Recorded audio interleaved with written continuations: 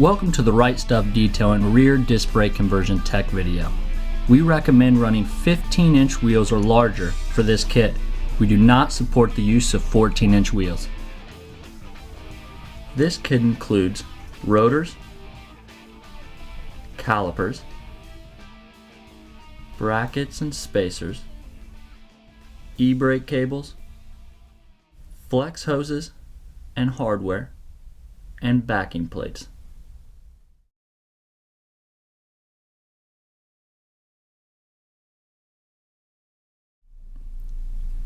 C-clip rear ends require you open the rear housing to remove the C-clips before removing the axles. To remove the clips, you will need to do three things.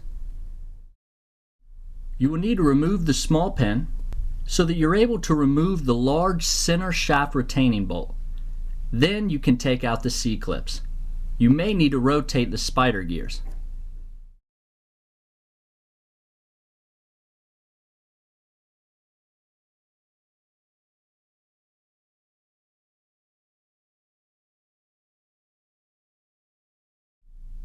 Make sure you do not remove the large S-clip.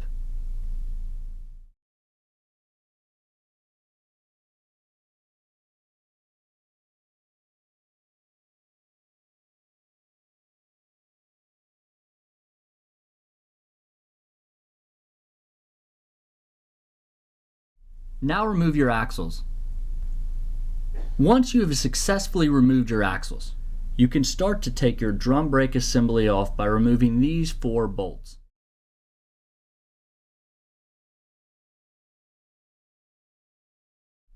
Make sure to disconnect your old brake lines from your wheel cylinder before removing. You'll be able to take the assembly off as a whole. There's no need to remove the shoes separately.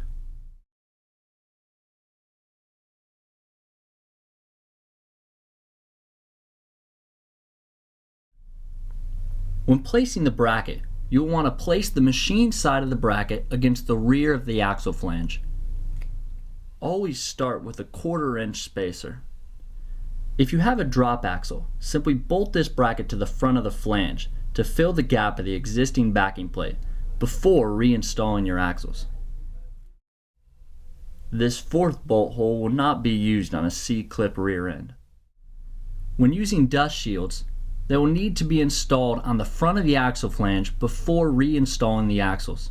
Once your axles are reinstalled, you'll need to work in reverse, putting the C-clip back in, replacing the retaining bolt, and the pin that holds it in. You'll want to tighten it all up. Check your axles, and put your rear housing cover back on.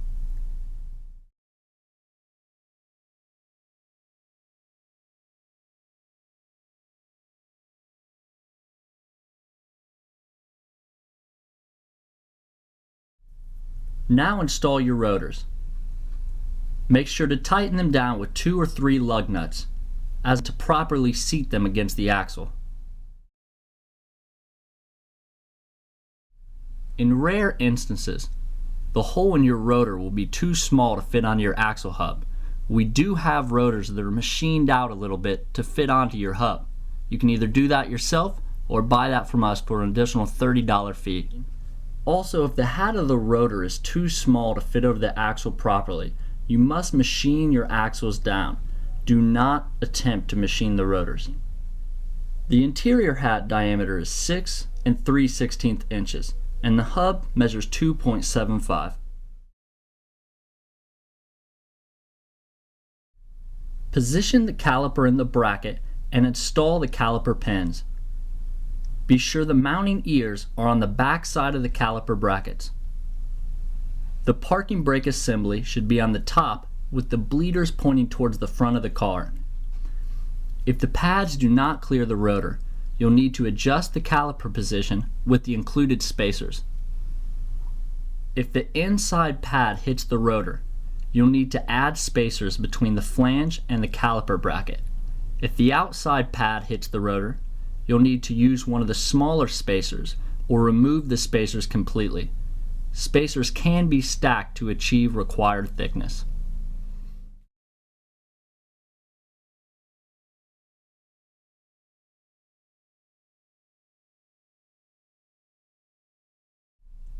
When connecting your new brake lines, you'll need to tack weld the small tab where your hard line meets your flex hose. It is okay to weld these tabs on after your rear end is assembled. Your existing lines will need to be shortened 6 to 8 inches to leave room for the flex hose off the caliper. You can either shorten them yourself or buy a pre-modified line directly from us. Your rear disc conversion comes with new rear emergency brake cables. You'll use your existing intermediate and front cables on your car.